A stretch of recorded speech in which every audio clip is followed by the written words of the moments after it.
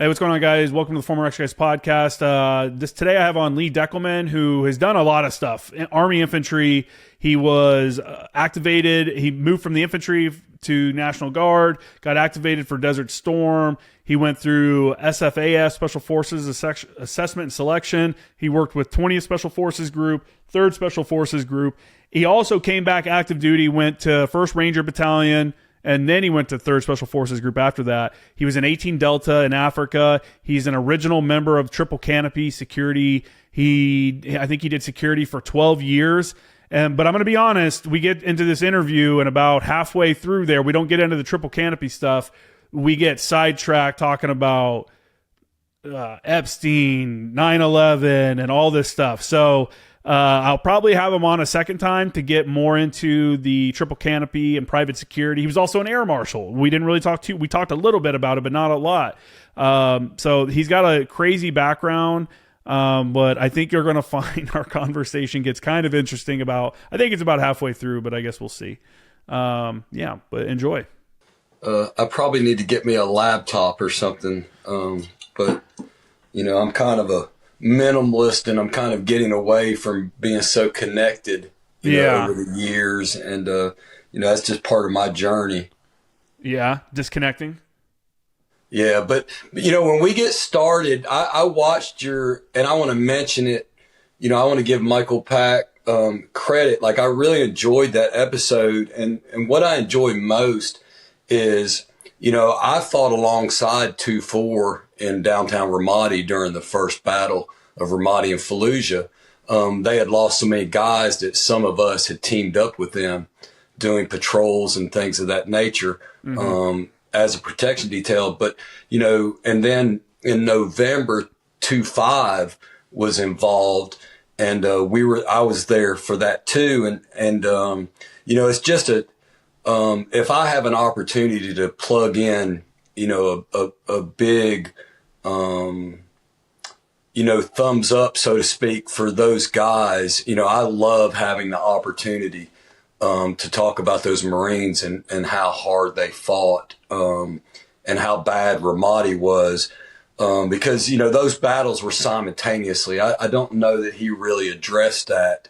He was more focused on Fallujah, but, Mattis, I was at Blue Diamond with Mattis, and we went a lot of same meetings because of Ambassador Stu Jones was his civilian counterpart. And so, just talking about that stuff's more interesting than my stuff. You know what I mean? So I do enjoy. So if we get to that, General Mattis or General Kelly, I've got some good stories of those guys. And last time when I was on Team House, like I didn't know it, but my blood pressure was like 170 over 110.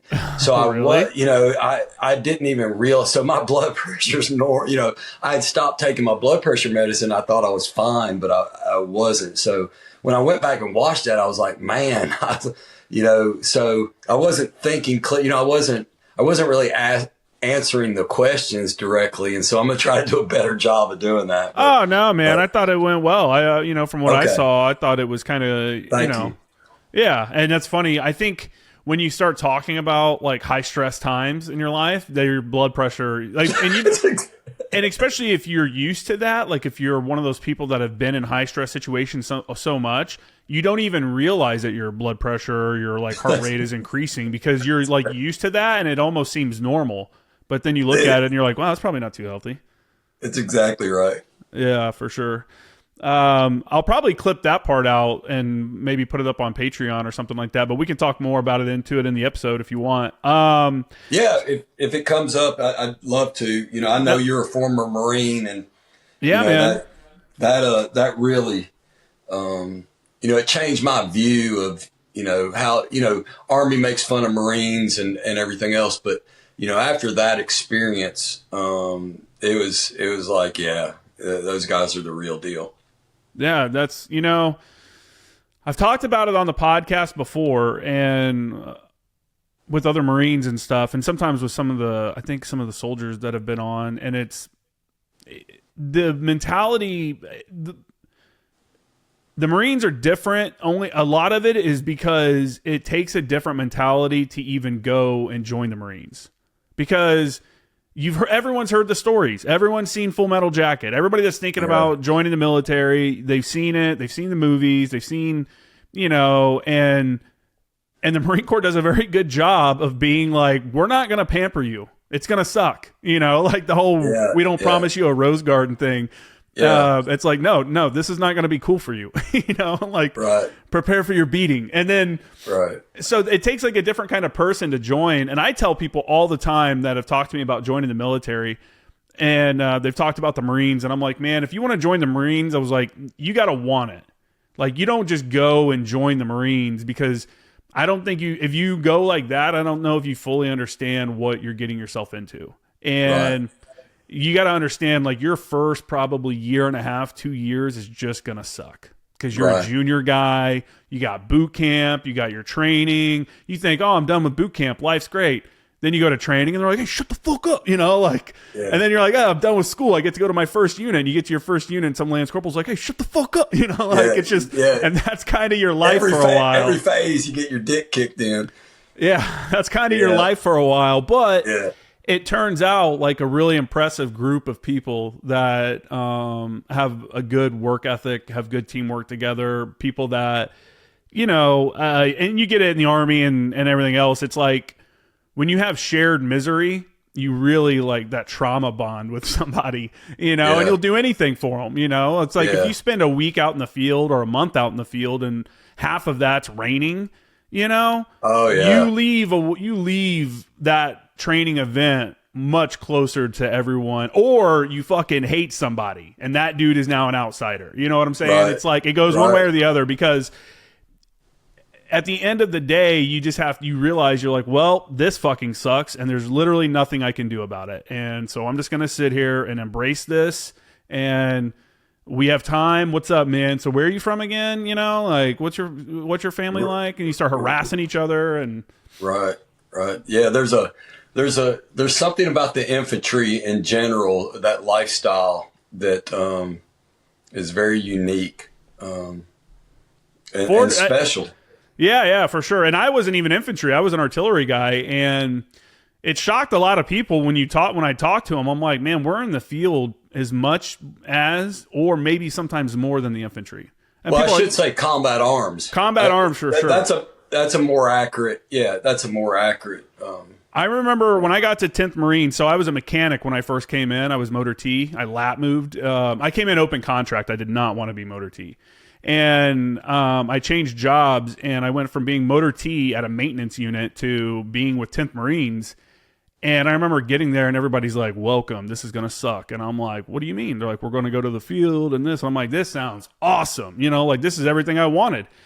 And but I remember being at 10th Marines, and we would spend at least 1 week of the month in the field, and then 2 months of the year we would do a month-long training exercise. And then sometimes we would also go support another unit out in 29 Palms and do another 1 month exercise out there. And that's on a non-deployment cycle year. That means that's right there.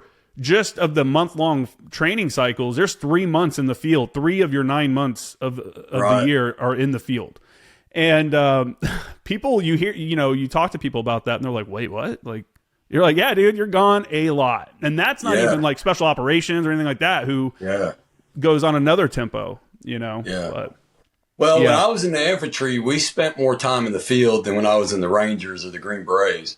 So, I started out in the infantry, just a leg infantry, just a grunt. And that was some of the hardest stuff I ever did. We went out to, Hunter Liggett that's out there at 29 Palms. Man, we had like 4 or 5 medevacs moving through those mountainous hills at night. And so we had all kinds of crazy stuff happen on that deployment. That was a tough training area. 400 Liggett is actually, I think, in Northern California. I think it's closer to Northern California. I thought they were connected. You're thinking of, God, what is that shithole base out there? Fort Irwin. Fort Irwin is out in the desert by 29 Palms. That was Fort Irwin. I spent some time. That's where the training center is, right? Yep. Yeah. It was something different where we went. It was like grassy, like like tall grass, real hilly and mountainous. That sounds like Fort Hunter Liggett, because that was definitely there's more terrain up there. Yeah, you could chase the squirrels were so fat you could catch them. You could like chase them down with a stick, and we were going to try to eat some squirrels one time instead of MREs, but we couldn't catch enough of them. Is this is when you were with the regular infantry, or was this when you were? Yeah. Just I was with the 9th Infantry Division. We were training with the 101st Airborne, and you spend a lot of time just sitting in a damn patrol base, during the day or night, kind of fucking off, in between, practice missions, I guess, whatever you call it. But yeah. So we just had a couple hours where we were chilling out and trying to catch squirrels and eating MREs and just bullshitting. But yeah, I know we did one movement, and I think there was 3 or 4 guys. I mean, we moved all through the night into the next day, and I think there were 3 or 4 guys that had to be medevac from falls. Oh wow! Of where, yeah. So that was the only time I ever trained there, but that's what I remember most about it. Those 2 things. From falls. Yeah, like we were walking like on the edges of, kind of mountainous edges, and some guys, took some tumbles and like, I don't know, broke ankles or hurt back, just stuff like just weird stuff. And you'll have that in the mountains. Yeah, you don't typically have that much stuff going on, but I don't know if it was because everybody was just so tired or just so whatever, but I just remember there were several. Where were you stationed out of when you guys were going there to train? 9th Infantry. It was Fort Lewis. So it became the 7th Division, but when I was there, it was the 9th Infantry Division. Fort Lewis is in Washington, right? Right, Washington State. Well, yeah. I was going to say maybe people were falling and stuff because they weren't used to terrain, but damn, there's plenty of terrain in Washington. No, we had South Rainier and everything else. I think it was just one of those things where, there was just a couple incidents that happened, but I do remember one guy like slipping off one of the trails and taking a tumble. But, in the regular infantry, guys try to hurt themselves on purpose to get out of training. That's one thing I noticed, too, that happened when I was in the regular Army versus in the Special Forces was, typically the guys, once they get to that level, aren't trying to get out of training. But we had like a guy, you're talking about Fort Irwin, we had a guy that took his blank adapter off and shot himself in the temple. Oh, shit. And tried to make it look like an accident while he was sleeping. But then when they reverse engineered the scenario, they were like, but you had your blank adapter off. Yeah. So he wound up, not getting sent home. They patched him up and brought him right back out there when they figured out. He's lucky he didn't kill himself. Yeah. Well, that's what I mean is some guys are, damn, not very stable, some of those infantry guys are, they're, yeah. So we had some of that they're stuff infantry going guys. on. No. Yeah, they're infantry guys. Now, right? That's crazy. And for those that don't know what that is, a blank fire adapter on the end of the M16, M4, whatever, there's like a little block that you screw into the end of it. And it basically creates enough back pressure so that the blank round will fire and it'll chamber the next round because there's not enough pressure for that to happen because there's not enough powder in it. So, but there is enough powder, dude. Those are dangerous. Well, he had a hole. It made a hole. It looked like he'd been shot, but it didn't penetrate his skull. Yeah, he's lucky he didn't kill himself. That's crazy. I remember there was a guy in my unit. So this is when I was a mechanic. He got sent out to 29 Palms we used to have to send guys out there for 6-month rotations to support units coming through training and, fixing the vehicles that were stock vehicles there. And I was either out in 29 Palms for some training myself, or I don't remember what happened, but we get this call that the guy that we knew had been shot in the chest out in 29 Palms. And we're like, holy shit, like what happened? And it ended up not being him. It was another guy with the exact same name as him. So the notifications got messed up. But what happened is there was a group out there that were acting as role players for guys going through training. And there's something with the AK. There's something with the AK blanks. It doesn't have like the BFA, the blank fire adapter, like the M16 does. However it works, it's different. And one of the role players pointed his AK with blanks in it at a dude and shot him.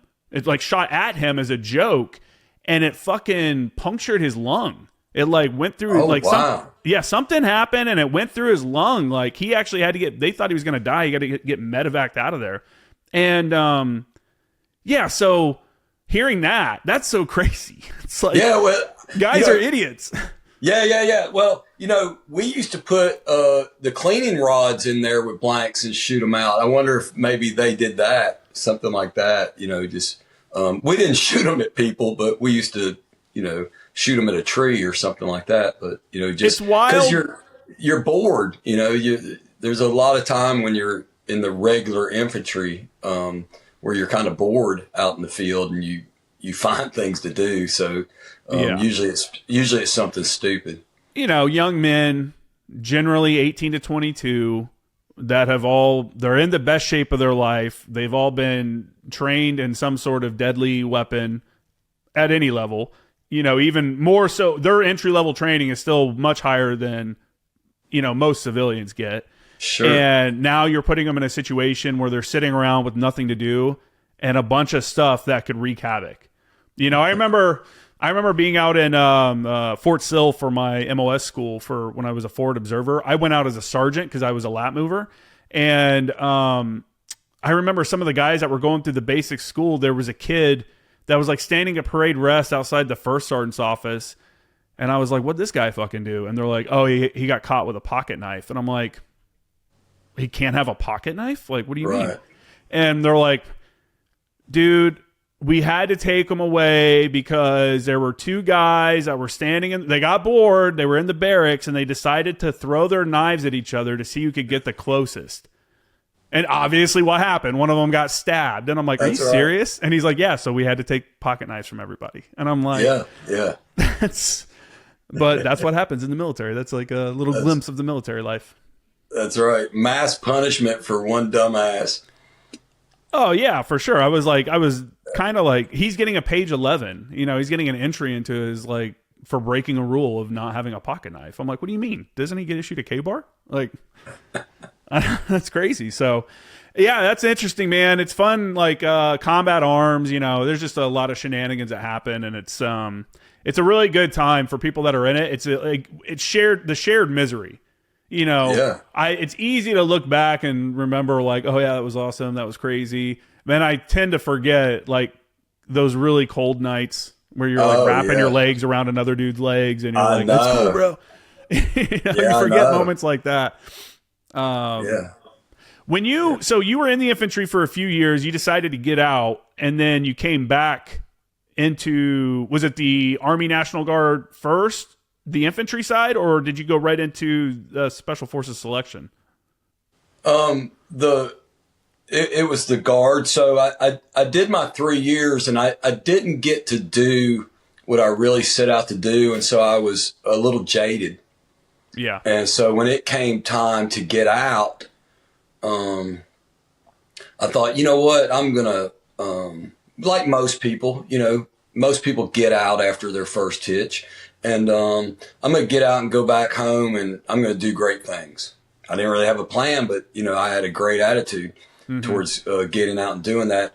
And so I joined the National Guard in Tennessee as an 11 Bravo, as an infantryman, but my slot was an infantryman, but it wasn't an infantry unit. So it was a base defense liaison team. And so I was an infantry advisor as part of a team. There'd be like an MP, an infantry guy, and a few other MOSs. And so what we would do, like during Desert Shield and Desert Storm, is we would go to non-combat units and bases and advise them how to better set up their own security and things like that. Just because, they typically didn't have those kind of backgrounds. But that really wasn't needed But that's what I did. I joined a Tennessee National Guard unit. Where were you based out of in Tennessee? Smyrna, Tennessee. It's just south of Nashville. Okay. So if you got Nashville, Laverne, Smyrna, then Murfreesboro, and it's I all grew kind up of in Chattanooga. Oh, so you're at the other end of I-24.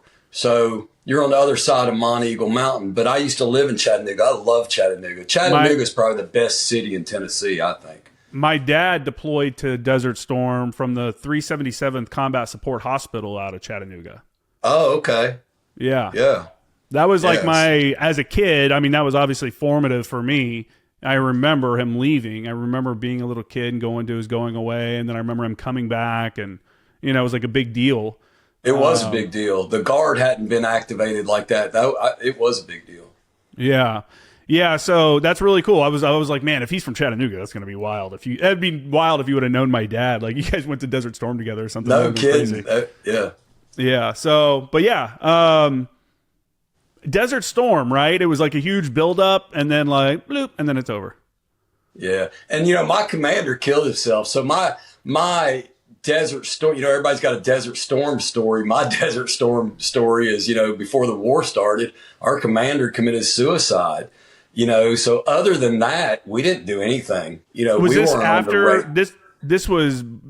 He knew the war was coming up. Was it because of the war, or was it something else? Well, I have a pretty good idea why he did it, and just out of respect for his family and everything, I probably don't want to go into it. But if you look at the deaths that occurred, he, even though he committed suicide, he's listed as one of the soldiers that died during Desert Storm, Desert Shield, and Colonel Hancock, Lieutenant Colonel John Hancock.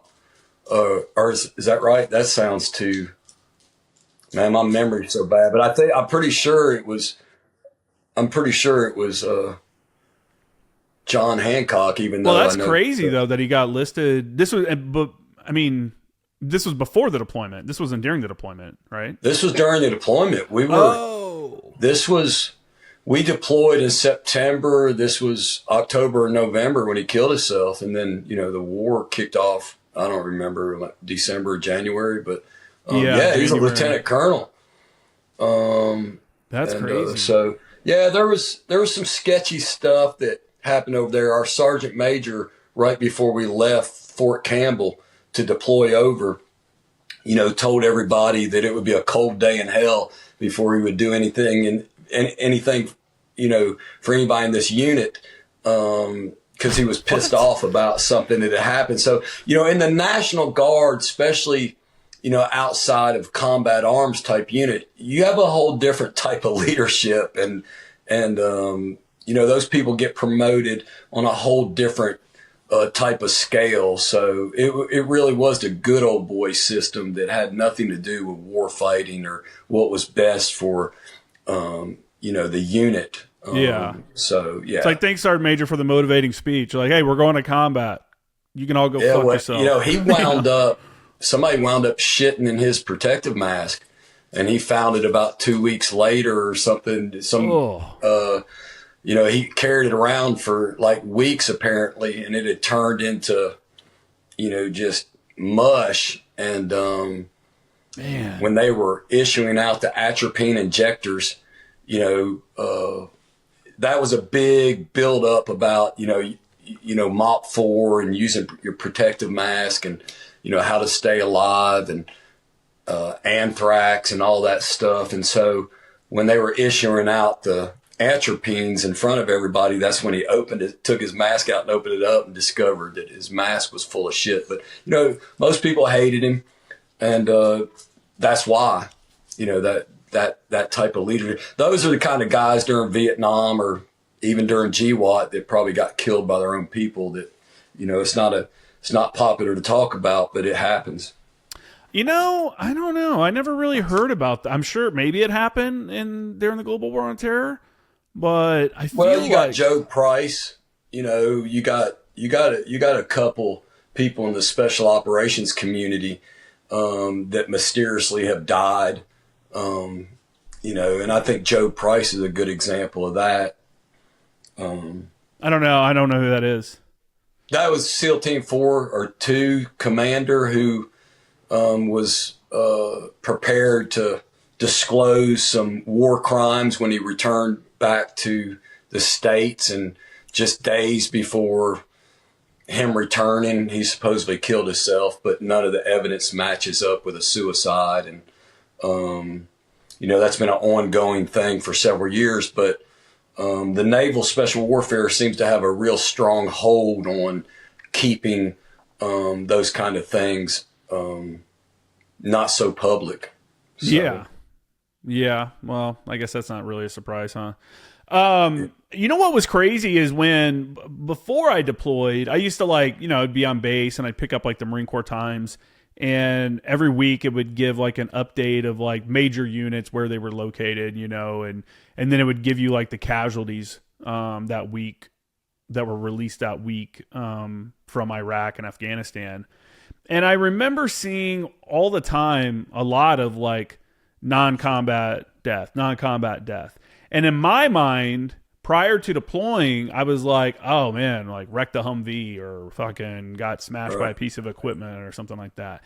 And then I got in country and I realized that not all of them, but a lot of those are suicides. And I was like, damn, dude, people are like just off. And then, I mean, again, I knew there were some other deaths that happened. Like a guy got ran over by a fucking LVS because his driver fell. A guy was ground guiding an LVS, which is a big ass, like kind of semi truck for those that don't know. And he was ground guiding a guy, and the dude driving fell asleep and ran him over. And this was like a week before they were getting ready to go home. Shit like that. So that does happen, but man, I couldn't believe the amount of like suicides that were happening. And you don't even realize it here back in the States because it's listed as just a non-combat death. Yeah. And people don't really talk about it outside of that immediate unit. Another thing that happened that was crazy, because you talked about, a lieutenant colonel killing themselves. People start getting to a certain rank or whatever, and you're like, what? They did what? I can't believe they would do that. And I remember being in Iraq, and there was like a thing that went around about how they had to like keep track of the amount of duster, if you had duster in your office, to like blow dust off your laptop or your computer or whatever, because there was an Army colonel that died from huffing it in country. And I was like, a colonel, a full bird colonel. I was like, what? Yeah. That's like, shocking. What's a full bird colonel doing duster, like huffing duster? You never imagine something like that, Right. Yeah. You hold them to a higher standard. Once an officer, gets to like a captain or a major level, you as an enlisted hold them to a higher expectation, and you should. They get a lot of privilege. Being an officer, you get a lot of privilege, you and your family, over an enlisted man through the course of a career. And so you should be held to a higher standard. And that's what I think is so disappointing about, things in recent years is it seems like the officers are worse than the enlisted when it comes to, corruption or maybe not doing the right thing, when I think that one thing that we need to stop doing is the military should not be allowed to be like, hey, this admiral was fired for loss in confidence in their ability to lead. No. What the fuck did they do? Like, tell me what they, like, bullshit. Quit with that bullshit line. What did they do? Like, if they're an admiral or a colonel or a Navy captain or something like that, and they did something bad enough that they're getting relief from their command, then we need to know what that was. They shouldn't be able to hide behind a blank PR statement that says that, if a staff sergeant does something fucked up, and especially if you go to the point of getting like court-martialed or something like that, that's public record. That gets it'll be on national news. Yeah, I mean, the whole lack of loss of confidence, whatever, that is such a bullshit statement. That's one way they need to start telling us why, because it's bullshit. It's bullshit that you can just let them get away with that, because then they transfer them to some other unit where they're not in a command, but they're still doing some administrative task. They're working at the Pentagon underneath a colonel or underneath an admiral, but it's like, they did something so bad that you took away their command, but you're also letting them stay in. You know what I'm saying? Like, I don't know about that. And so if an enlisted guy does something, I mean, there was a point where if you got a DUI or you got an NJP for like underage drinking, that was the end of your career. You were not going to be able to re-enlist. And it was just like, that's it. So whatever these officers are doing that's making them lose their command has got to be worse than a DUI or underage drinking. And we should know about it, and they shouldn't just be placed over somewhere else to, carry on until they retire or whatever. Yeah. So that's just my It seems like culturally in the last 15 or 20 years or so that there's been a lot more of that. You know, it used to be kind of being held responsible and accountable. That was drilled in me growing up, and the mentors that I had, it was like, being held responsible and accountable for your actions was a big deal. And it's like, that just doesn't seem to be a big deal anymore. I think, I think they do hold them responsible and accountable for stuff. And I have seen officers. I remember a lieutenant. I think he was a lieutenant. He might have been a captain. If he was either a senior lieutenant or like a junior captain, with the recon guys, and he ended up getting pulled off the deployment and sent home because he got caught banging some other chick, like a Navy chick on ship that was married or something like that. But no one else knew that. That was all very much like, oh, he's gone now. So-and-so's gone now. Had, Sergeant so-and-so done something like that, his name would, maybe not his name, but the situation would be coming up in like safety briefs, be like, gather around for the weekend. Don't do what idiot over here did. Fucking blah, blah, blah. You know what I'm saying? Whereas officers are given the, kind of scapegoat. It's embarrassing enough that they're losing their whatever. Yeah. But I don't know. I don't know. Maybe I don't. You're right. What you said, and that's one I kind of always had a chip on my shoulder. Especially as I got older in the military and I was like a staff sergeant. When I got to like being a staff sergeant and I'd have like a junior officer trying to tell me something about something they have no idea what they're talking about, it was so frustrating for me because I'd be like, dude, like I get it, you're in charge, but I'm telling you from experience, don't do that. Right. And it's just so frustrating. And that's why that was one of the reasons why I was like glad to get out. Because I was like, I'm tired of people that have less experience than me being in charge of me. So it sounds like you outgrew the military. That's what I call it. I kind of had that same experience. It's like you kind of grow and mature and, you're not so naive and you kind of outgrow the military unless you're at the right place. You can outgrow it. Well, for me, it was like, why am I giving my all to this and you guys aren't giving me anything back? It kind of became like the realization that you are just another cog in the wheel and no one really cares. Like I was a JTAC and I was a JTAC during a time when the deployments were out of control. I was on a little bit after the first group of guys got worked way more and did way more stuff than I ever did. And then, but that job made you like very busy in the field, in training, in demand for a lot of different things. And I remember they were going to send me on my last deployment, and I was like, dude, I do not want to go back on ship again. And they're like, sorry, man, you're deploying on ship. And I was like, if you guys send me on this, I'm getting out. And they ended up sending me, and I was like, all right, well, I was like, you know what? I like being a JTAC, and in the Marine Corps, the best way to stay in that job is to become a WTI. Which is a weapons and tactics instructor. And that's the highest level. At the point, I was a JTAC evaluator. And I remember getting over to the MEU and I saw the air officer and he was like, we introduced ourselves to each other. And I was like, hey, sir, do you guys have a seat for WTI? And he was just like, oh, I don't know. And I was like, you do. I'd been tracking it. I'm like, you do. And I was like, why? Would you want to go? And I'm like, yeah, that's like the next step. I'm a JTAC evaluator, And he's like, yeah, that's an officer's course. And when he said that to me, dude, I fucking just like switched off. And I was like, no, it's not. I know multiple people like you obviously don't understand. And they ended up not sending anybody rather than send me. And after that, I was like, that's it. I'm done. I'm not going to be, this guy's on just like casual observation of the situation, like, no, that's not a course for you. That like changed the, Right. you know, it's like, dude, you're affecting my actual career and life, Right. you know, and you're just like, whatever. And after that, I was like, all right, whatever, man. And I just started college classes. Yeah. Egos can get in the way. So they wasted a slot that they could have improved their unit by having a member go and get this training, and they burned it and just wasted it. Yeah. Almost, you know, when I hear you say that, it seems like almost to spite you. You know, it's like, because I've been in that situation too. And it's like, it's almost like somebody doesn't want you to get something that's going to help your career. We just didn't know each other. I think he was just like, he just had a misunderstanding of what it was. And honestly, the guy is a good dude. And I remember telling the assistant air officer, I used to work with him all the time, Hippie. And I had a conversation with him, and like 3/4 of the way through our deployment, I told him that story. I go, yeah, you know, when I really decided I was getting out, and I told him that, and he goes, dude, he would feel like such an asshole if he knew that.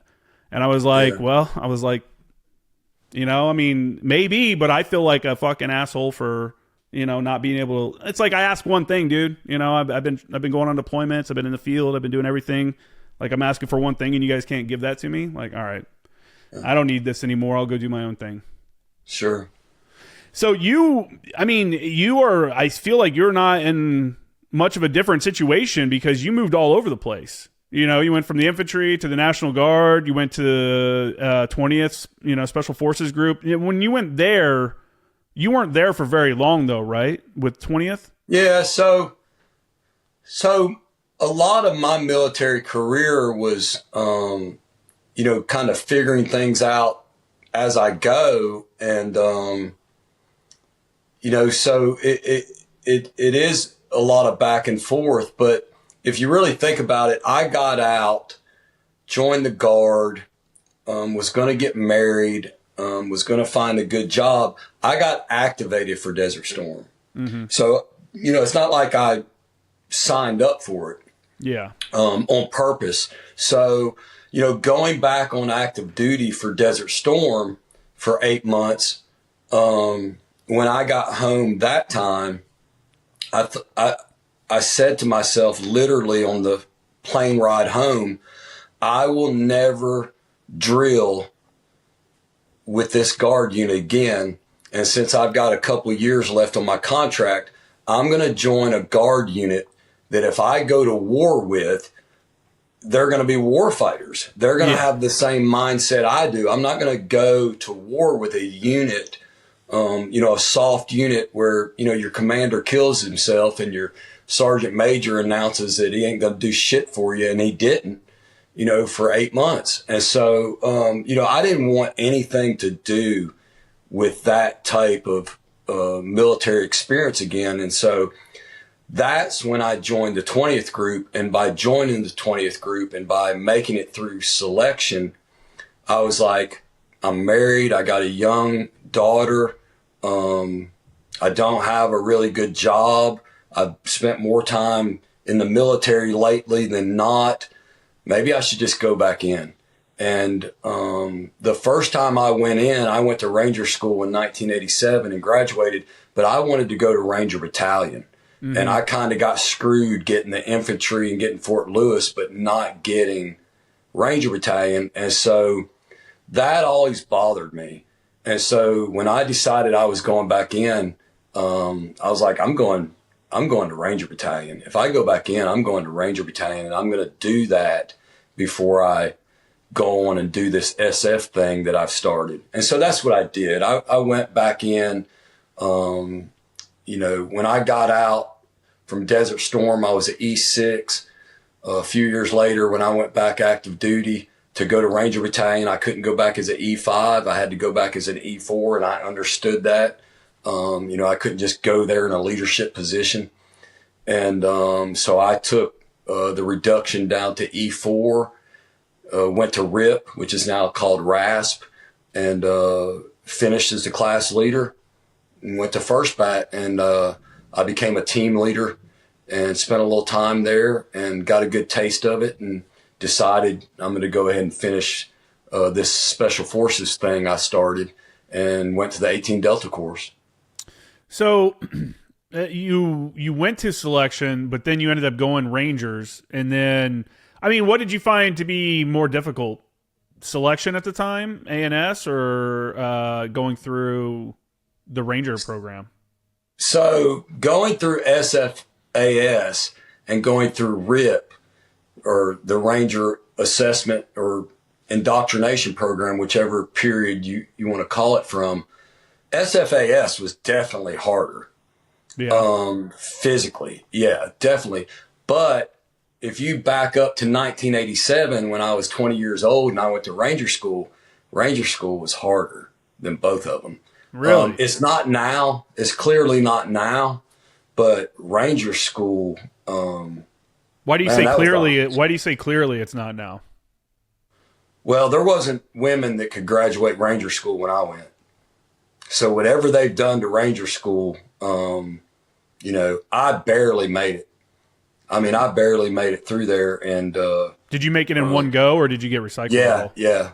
So it was that hard. So when I look at everything I did, to me, that was mentally, not physically, but to me mentally, that was the hardest thing. And it could have been because of my age. Your frontal lobe as a man doesn't fully develop until you're about 25 or 26. So it could have been the age thing.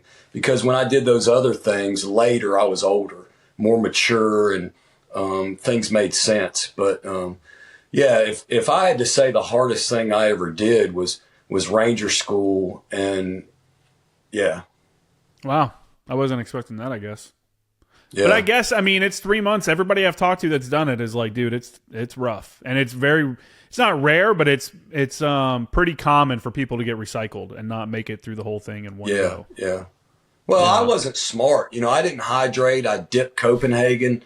I'd get 5 MREs for 3 days, and I'd eat them all in the first 24 hours and go, every 3 days I'd go 2 days without eating. I wasn't very disciplined or mature about that. Ranger School is what kind of woke me up to be a better leader, to unfuck myself, if you will. So there was a lot that went into that. And if you look at my background and growing up, not getting your basic needs met as a kid, going hungry for days as a kid, going to a place where they're doing it to you on purpose, so there was a lot, I think, that made it mentally tough for me, that maybe for other people it wasn't as big of a deal. But, when I went to selection for the Green Berets, I was mentally and physically prepared, and, I felt like I kind of smoked it. My feet got messed up, and it was really hard. There were days I thought my spine was going to snap. I had never had my rucksack make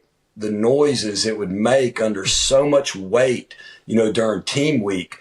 There were times I thought, my spine was going to snap, but then I thought, well, what are you going to do? Like, if it snaps, it snaps. Like everybody else is doing it, so. Yeah. But yeah, so I'm not saying that all that stuff was easier than Ranger School.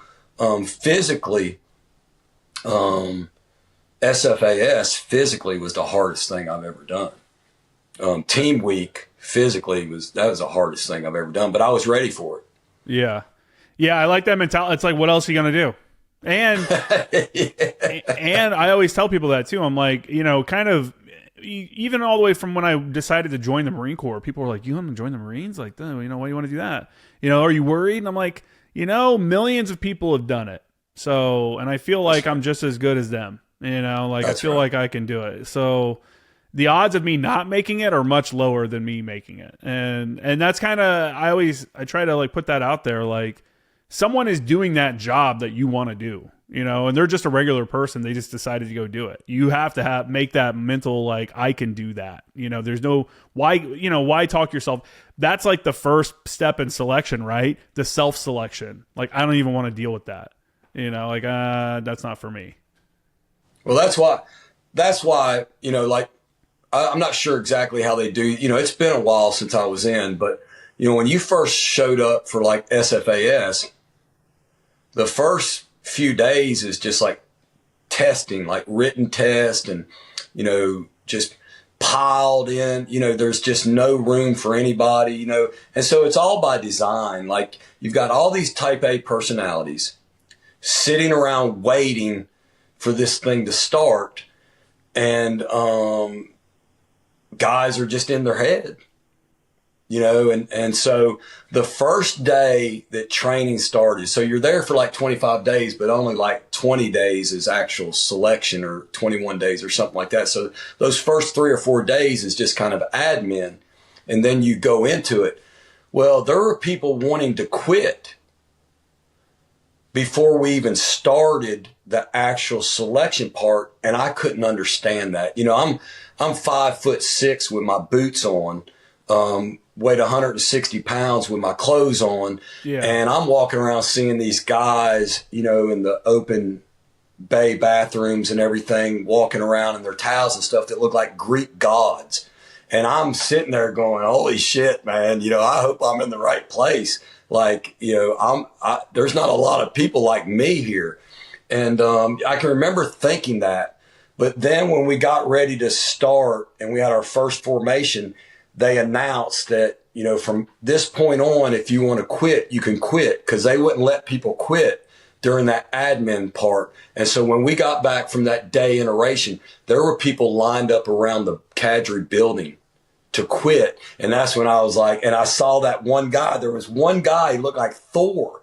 Like, I mean, I just, you know, the way he looked, and that guy was in that line. And I've never forgot that how wrong I was for thinking that I wasn't in the right place, you know, by just an image. So that image of an operator, or that big old steroid tattooed, kitted out guy, it's like, you know, that's just looking like a warrior. You know, that really has nothing to do with being a warrior. You know, a lot of guys that are skinny and small and whatever, you know, do great things right alongside those guys. So that I learned that definitively at that point, that has nothing to do with my size or anything else. Yeah. Yeah, people gotta believe in themselves a little more. You know what I'm saying? Yeah. That's something I try to like push more, positivity. Like, believe in yourself. You can do this. You know, be realistic. I'm never gonna be a world record holder, you know, 100-meter sprinter. It's just not gonna happen. But you know, some things are within my power, and some things are possible. And a lot of it comes down to, you know, making decisions and understanding when opportunity presents itself and taking advantage of it, and not hesitating.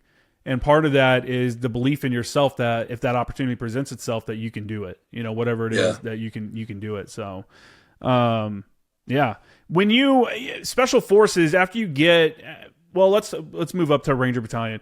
When you get to Ranger Battalion, you know, the Ranger job is to seize and hold airfields and that kind of deal. GWAT turned into a lot of direct action and stuff for them as well. What was the training like at that time? Because this was early 90s or late 80s when you were at First Ranger Battalion. This was mid to late 90s. No, the Ranger Battalion was doing direct action training. They just weren't getting the missions, because when, you know, before the wartime, when those missions came up, it was all tier 1 units, and Ranger Battalion didn't have a tier 1 unit at that time. So when we would do blocking positions for Delta, so live missions during that time would be blocking positions, but your training cycle would be airfield seizures, rotor wing bilats with, you know, with raids and ambushes, and you know, very dynamic training scenarios. It just wasn't that the Ranger battalions were getting the missions themselves to do those things, but that training was still there. So when GWAT started and people, and I don't want to speak to this directly, just from talking to people in both of those communities, basically, just like I had lunch with my old squad leader, who was a sergeant major in Delta Force, after he left Ranger Battalion. We just had lunch the other day. You know, they couldn't keep up with the work demand. You know, there wasn't enough Delta operators to do all the work. And that led to a lot of things opening up for Ranger Battalion to start doing. And I think the SEALs wound up benefiting from that as well. SEALs definitely, prior to GWAT were not the guys you called to, do direct action. But then, you see they start doing recon missions, direct act, things that were kind of outside of their wheelhouse, that we know about now. But, Ranger Battalion now does have that, tier 1 element, where, they have the Ranger Reconnaissance Company now, right? And well, they've got some other things. Yeah. It's funny. People aren't even, they've done a good job of keeping it. And so I'm not gonna. You're not gonna be the guy. They've done a good job of keeping. Think of the likes and clicks. Think of the likes and clicks we could get if you and I together. We let this little secret out. I've got some other stuff I'll share that won't get me in hot water. I don't want to get hot water with the Ranger Battalion or the Ranger Regiment or the Green Beret community, but just about anything else I'll speak to. The description of like the Rangers getting all this training but not getting the mission is kind of what, I don't know what it is now, but when I was in, like the recon guys would get in the Marines, because they're not part of. These guys are some of the best shooters, all around. The recon guys are top guys, and especially if they're on a deployment cycle and they're in the Force Recon Company. Those guys are shooting tons and tons. They're jumping. They're doing all these things. And the problem is that they're a Marine asset. They're underneath one MEF, and no one gets to use them. And no one knows about them. And I remember we were on ship, and these guys are there for kind of whatever. And one of their main things they're there to do is VBSS, to visit, board, search, and seizure of other vessels. And there was one VBSS mission on that deployment, and the fucking Navy Commodore overrode everyone, I guess, and had his Navy team do it. And I was like, damn, dude, you guys did all this GoPlat training and all these VBSS missions and stuff, training up to the deployment. When it comes down to it, you don't even get to go do the actual mission. I'm like, that's so lame. I felt so bad. And that's why one of the funny things you hear about is one of the jokes I've heard from people that are in special forces. They're like, what's the hardest part about special forces? They're like, your first contract in the Marine Corps first, doing their contract in the Marine Corps first. Because there's so many guys that come over and join the Marines and they get to do all this cool training, but they don't get pulled into the big game. And they're like, fuck this, I'm going to go over to special forces and just do that then, Right. Yeah. All the force guys I worked with, except for one, who's in prison for life right now, but all the other ones that I know of that were actual force, were just like good Rangers that I worked with. Like they were, those are two very similar paths and people that do well in those two communities. And I agree with you. The force guys that I've been around and worked with, I contracted for 15 years after my 15 years of military. And, I could see across the board year after year, job after job, where force guys and Rangers seem to really get along. Then you had your SF guys that kind of whatever, and then you had your, couple SEALs that whatever. But, it seemed like the force guys and the Rangers, were cut from the same piece of cloth. And I can talk about a lot of people that, not in a positive way, but like I said, all those force guys were great. Yeah. They're legit. They're legit. Yeah, I remember watching. They are. I remember watching them. So it used to be, I don't think it's there anymore, but for my MOS, which was 0861, Fire Support Man, you would go to Fort Sill for your artillery training, and then you'd go out to Coronado for your naval gunfire training. We'd spend, I think, 4 weeks or something in Coronado. But where we're staying at is where you see all the guys going through buds. And at the same time, it's the same area where all the guys that are going through BRC, the basic reconnaissance course, it's not there anymore either. I think it's all on Pendleton now. And I'm watching them and I'm like, dude, everyone talks about the Navy SEALs and stuff, but these fucking BRC guys are doing the exact same thing. You know, they're out here running on these same beaches. They're going through the same surf passages. And I remember we were out doing PT on the PT field one time, and it was just like, you know, normal PT, like unit PT or whatever, nothing crazy. We ran and did some workouts. And this field that we're on is on the edge of the base there. And the recon guys had their boats, and they had their boats, and they would run. They'd carry the boat around this field, which was like a baseball field / PT field. They'd carry the boats around the field, dump it in the water, jump in. They had to paddle like 500 meters out, make like a square, come back. And they were doing laps of paddling and then coming back, picking the boat up and then running with it. And then back. And I was just like, dude, that shit's crazy. Yeah, like they're not fucking around. They're studs. Well, you had on Kurt Spradley, you know, Tadpole. I know maybe you're in touch with Jason Morrison, Elvis. You know, those were two force guys that, you know, just great guys, you know, great example of that community. Yeah, I really wish, I mean, all the guys I met there were really great guys and that I worked with. I really just felt bad that they weren't getting the missions that they were capable of doing, because they are highly capable. The teams that they have are highly capable. They're all well-rounded. You know, it was a really, really real pleasure working with them. And I've always said, out of all the units in the military, the recon community and the sniper community does like the best job of upholding their like legacy and like lineage and making sure that their new guys understand like, hey man, you're here, you're holding a whole legacy on your shoulders, you know, and it's important. And I just think they do like a really great job of that. I agree with you 100%. Yeah. So, man, you've done so many things. It's crazy. Like we've talked about Army, National Guard and Desert Storm, 20th Special Forces Group, Ranger Battalion. You moved from there to 3rd Special Forces Group, right? You went back at, I went to Bragg. That's right. I spent 4 years at Bragg. Old Braggistan. Yeah. Fort Braggistan. That when I was talking about earlier, the month-long field ops, that's where we would go. We'd go to Bragg and like March and October for Rolling Thunder. And then for a month, we'd shoot artillery and just piss everybody off around Bragg. Yeah.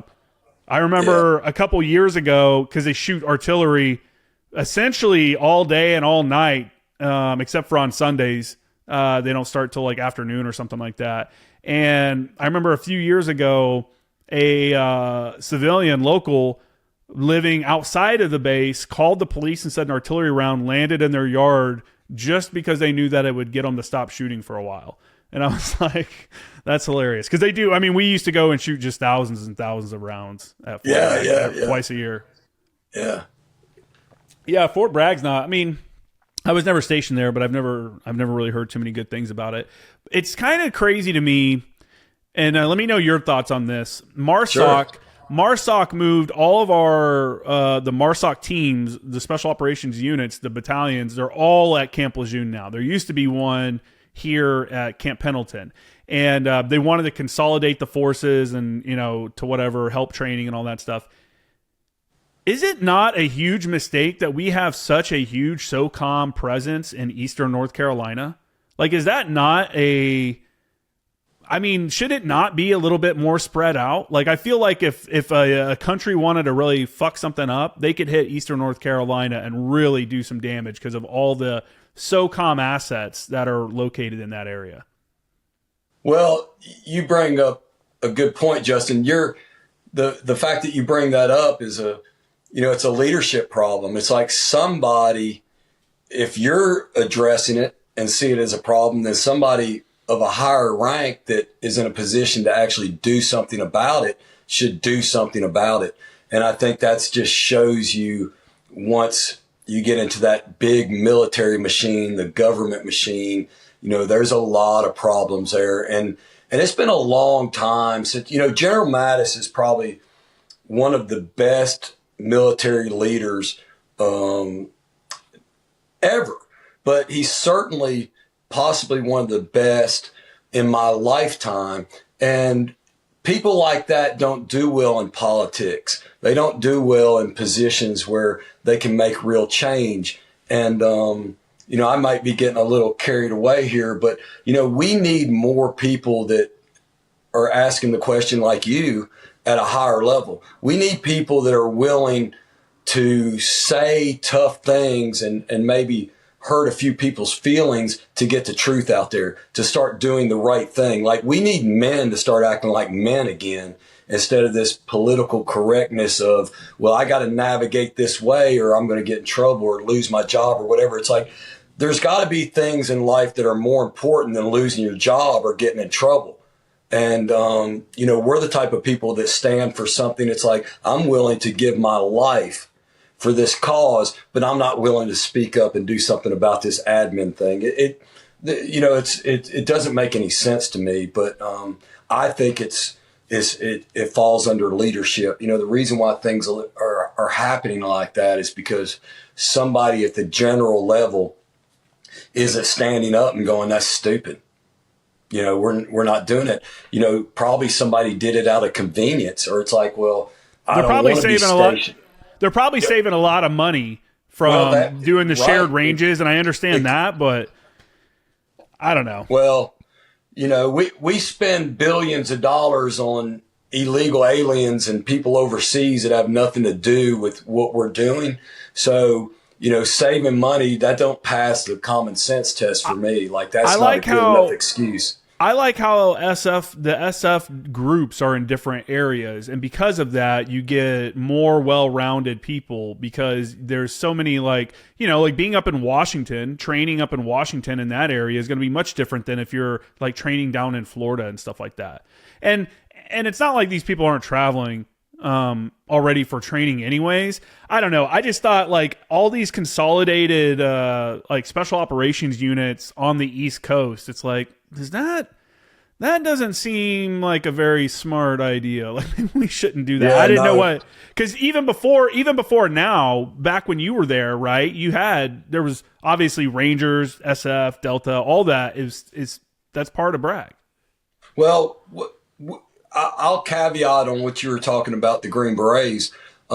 They have done a really good job of dispersing their assets, geographically. So if you look at first group, they're in Washington State, but they've got a forward element, overseas. If you look at 10th group, they've got a place, in Colorado, but they've got a forward element overseas. If you look at third group and seventh group being at Bragg at the same time, they fixed that.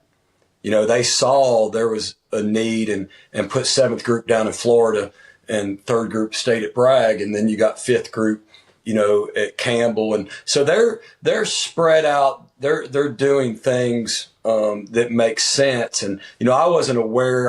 MARSOC is new to me. I don't know a lot about it, but I wasn't aware that all that was consolidated. Yeah, it's never a good idea to put everybody on the same airplane, right? I mean, even when I worked at Facebook, we had Mark Zuckerberg and Sheryl Sandberg. They flew on two different private jets with their entourage instead of all on one. So even in the corporate world, they're making good leadership decisions, for their CEO and COO. So yeah, there's room for improvement, but Lord, I think we got so many other things that we got to figure out what happened to the Epstein list and what happened to Charlie Kirk, and we got a lot of things to figure out before we fix the real problem of the leadership of this country and how we're using the military.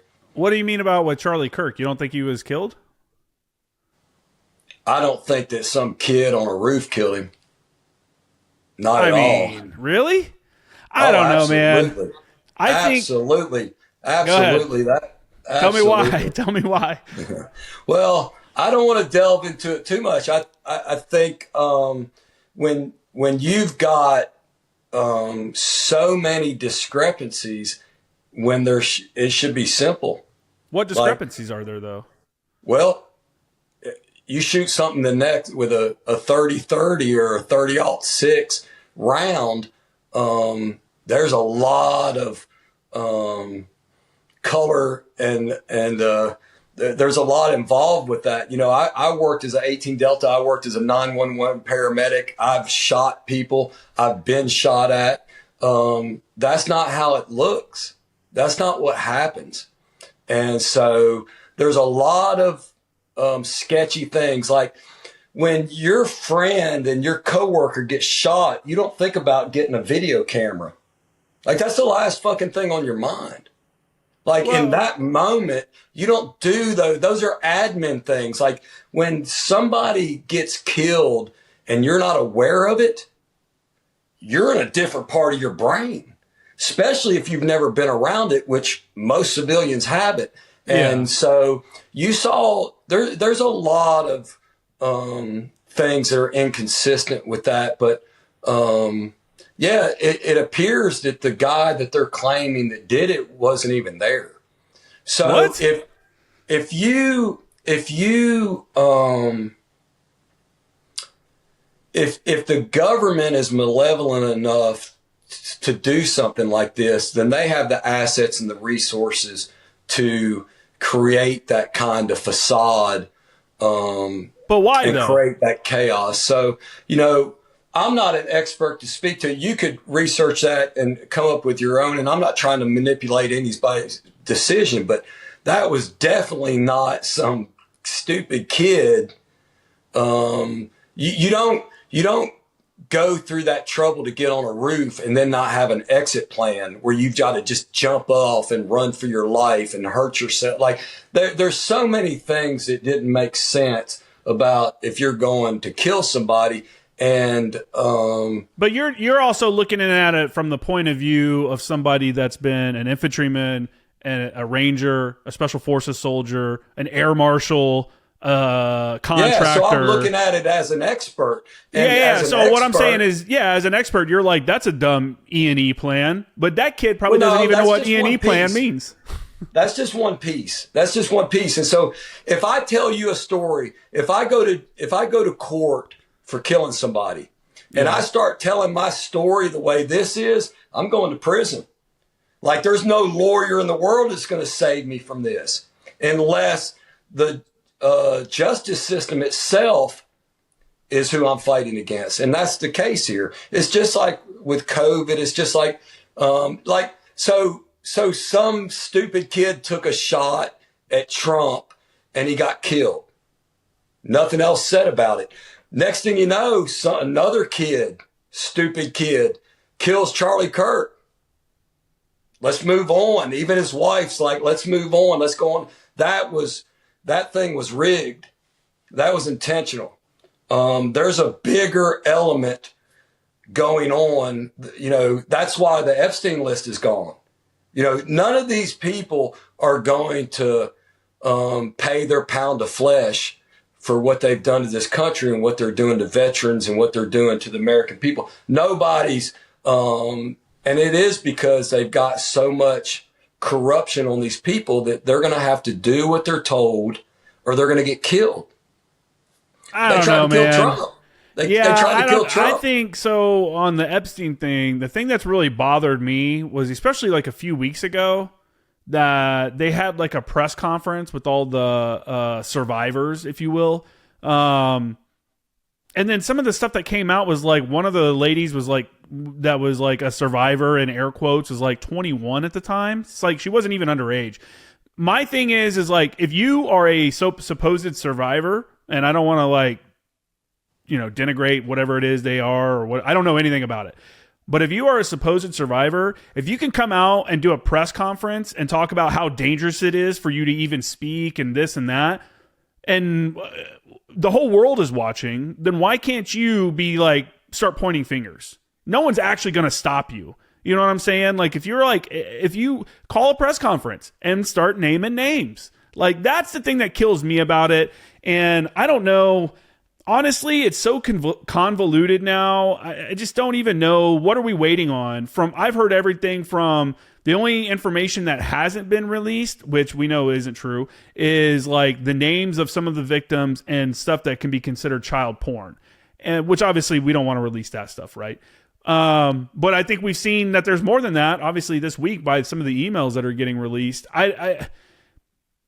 If there's a supposed victim out there, if there's a victim out there, an actual victim, then they need to come out and actually say something and stop with press conferences and this and that. Like, you have the power to do something. So do something. Stop, To me, when you start doing press conferences that are talking about what you could release and this and that, or what could happen, but you don't ever say anything, that to me feels like you're doing it for notoriety. And I hate to say that about someone that might be a victim, but stop going out and talking about, come out and just give up the names or whatever. Well, stop talking about there's a list or there's this information. There's some names out there. They've put some names out there. One was like David Copperfield was like the magician. First of all, I don't agree with you at all. So, but let me say this. When Pam Bondi, gets up there and says she's going to do this, and she says the reason why the videotape is missing a minute is logical. It's pre 2000 era or whatever. Okay. The suicide. But then they come back and they said the tape has not been edited. Yeah. But then it's proven it has been edited. Yeah, and the new file version, name. And the new version comes out and it shows somebody walking up those steps. Okay, so why would the person in charge of justice for this country lie to the American people? So that in itself, if I went to court or if I was being interviewed by an FBI agent and I said that and then I changed my mind, I'd go to prison. That's a felony. So you can't lie and then change it and lie and change it and then finally get the narrative right and convince people. That's pure manipulation. That's pure gaslighting. My frequency is a lot higher. My critical thinking is not that stupid. Like, yeah, it's horseshit. Like, there is something very, Caligula, is going on right now. It's like, it's just, things aren't different than they were in Rome. Like, that same crap is going on by all these really rich and powerful people, and it's being hidden almost in plain sight. And they convolute it enough to where people like you are going, yeah, it's just, I'm going to focus on one of these victims statement. I just don't get it. Well, I don't. Again, I don't want it to come off. I don't want that to come off like I'm victim blaming or saying something like that. What I'm saying is, if you are saying that you're a victim, which multiple of these women have, and they've come out and they've done press conferences about how they've done everything but give actual information. You know what I'm saying? If you're a victim and you're coming out and giving press conferences about something, the next press conference should be you standing in front of a microphone and going, so-and-so did this, so-and-so did this, so-and-so did this. And if you're afraid of anything happening, that's how you stop anything from happening. Because there's no way that something's going to happen to you if you're standing in front of the world and you're giving those names out. There's no way. It's done. It's open. It's out there. What I don't like is someone dragging it on like, I have this information, I just can't release it right now. And an example of this would be kind of like Adam Schiff during the whole thing with Trump on his last presidency, where he was like, no, he's Russian collusion. We have it. I have the information, but it's classified and I can't release it here. But, trust me, it's coming out soon. And then it came out that it was nothing but bullshit. And I'm not saying that this is nothing but bullshit. What I'm saying is, if there's something there, then get it out. Let it out. They're not going to. The government may not, which I agree that they should release everything they have, minus like child porn stuff. Obviously, if that's a situation, they should release everything they have. But the other players outside of the government, the victims and stuff, they should be just saying, "Fuck it, I'm tired of waiting. Here's what happened."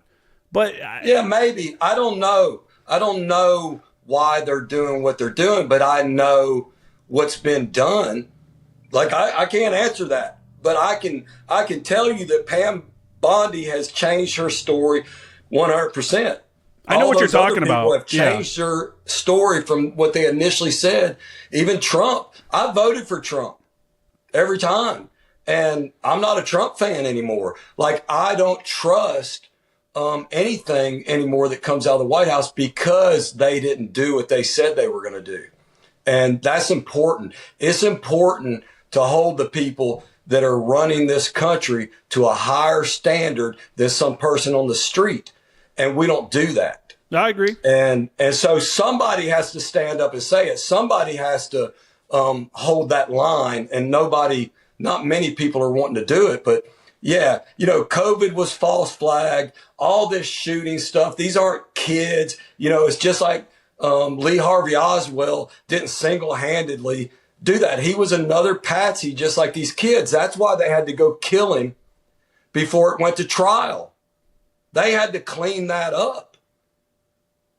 So they're using this same template of, this lone gunman who, just like bin Laden, worked for the CIA and worked with the SF, Timothy McVeigh, all these people are connected to the government, and then they're not.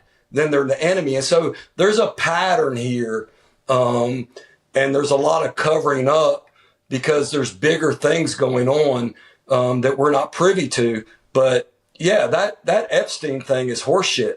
Like, there's some really guilty people, and it's probably the president of the United States. Who killed Epstein? He clearly didn't kill himself. If he did, why would somebody tamper with the tape and then come out with a different version that was untampered? And you can see why they adjusted the tape is because there's a fucking person in it. Mm-hmm. Yeah, that's why they cut that 1 minute out. So if the Justice Department's going to lie about that, they'll lie about anything.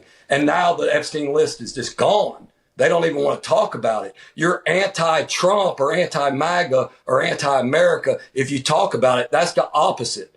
Talking about it is American. Getting it out there and finding the truth is American. And we just need more people to do that and hold them accountable. But, whether you pick I'm not a Democrat or a Republican. I'm a libertarian. Mm-hmm. And the best choice for me is somebody that's conservative, somebody that's going to know the difference between a boy and a girl's bathroom. That's what I'm voting for. That's how desperate voters are now, is to find anything to cling on to. So, yeah, we don't have to agree on that. But, yeah, I wholeheartedly believe that's all a bunch of horse shit that we've been fed, and I'm not going to eat it. Well, I'm with you. I think if you have information, it needs to be released. And that's the government side, which we likely won't hear more. It's being forced out of them. But again, on the other side of the people that are involved in it, what's stopping them? That's my thing. Stop fucking. I don't know. We don't have to keep on. We got down a little. Yeah. We went down a little rabbit hole there. It's okay. Yeah. That's fine. I don't disagree that something's happening. I just don't necessarily think it's. I don't know, man. Every time there's a shooting, every time there's a something, there's always a conspiracy theory about it. About this is, this is one thing or another, and no one, for a lot of stuff, people can't accept that that's just what happened. You know what I'm saying? I'm like, that's, even stuff that seems pretty straightforward. It's like, and one thing I always ask people is, I'm like, why? Why would they do this? What's the reason for this theory that you have that it was done for this reason? And this isn't me talking to you directly, obviously. This is in general. When I talk to somebody that comes at a alternate theory for an event, why do you think, why would this organization get involved to such a point that to make this event happen like that? What's the benefit for them? And I don't know. I don't believe everything that, obviously, I'm in media. I share news. Like you, I've been deployed, and I've seen how that coverage of actual things I've been involved with on the news are, and how it's skewed or misrepresented or whatever. So I'm fully aware of some of the shenanigans out there. I just, I don't know. Some of the stuff I think is more straightforward than people give credit to, and some of the stuff is definitely suspicious. Yeah. Well, it's a lot easier to do that. It's a paradigm shift to do what I'm doing. And a lot of people don't want to do that. Let's talk real quick. I mean, we're jumping around. This kind of took us off track, but we're jumping around. But you worked as security, like you said, for Facebook. You worked with some of the most high level people out there. Does that give you? I mean, is there anything that you saw there that gives you where you're like, what the fuck is this? What's going on here? Like.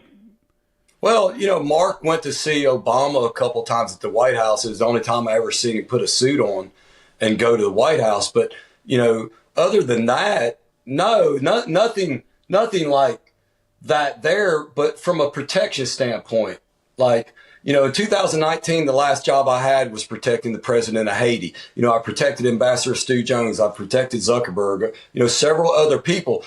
I understand protection. That's my wheelhouse. So when that guy that supposedly tried to kill Trump was burned down before anybody could talk to him, when that guy was spotted up there and law enforcement was notified and they were told to stand down, local police, well, there's all the evidence I need. Why in the fuck would anybody tell law enforcement when a presidential candidate is speaking and there's a suspicious guy up on a rooftop where he's in an unauthorized area? Why would anybody shut that down? But that's what they did. And those people aren't allowed to publicly speak. So, when the government comes in, I'm still here. I think it's saying reconnecting. No, you're still good. I'm still good. Okay. When the government comes in, and tells, local law enforcement, like, if you speak about this, you'll go to prison for this many years and be penalized or whatever, people shut up. And that's what happens. Yeah. Yeah, I think that power to do something like that is slowly becoming less and less powerful because, again, like if I was directly involved with that, let's say I was a SWAT guy and I was supposed to be on that rooftop and I got told not to for whatever reason or whatever, there's no way I'm going to sit back and let my name and profession get drugged through the mud as being incompetent, and, you're going to get in trouble if you say something. Fuck you, dude. I'm going to go live on Facebook or on Instagram or on all of the social media platforms and say my piece. And what are you going to do about it? Are you really going to imprison me? The outcry from the general public, they'd be like, what the hell? This guy's telling the truth and you're taking him to prison? Like, yeah. And I don't know.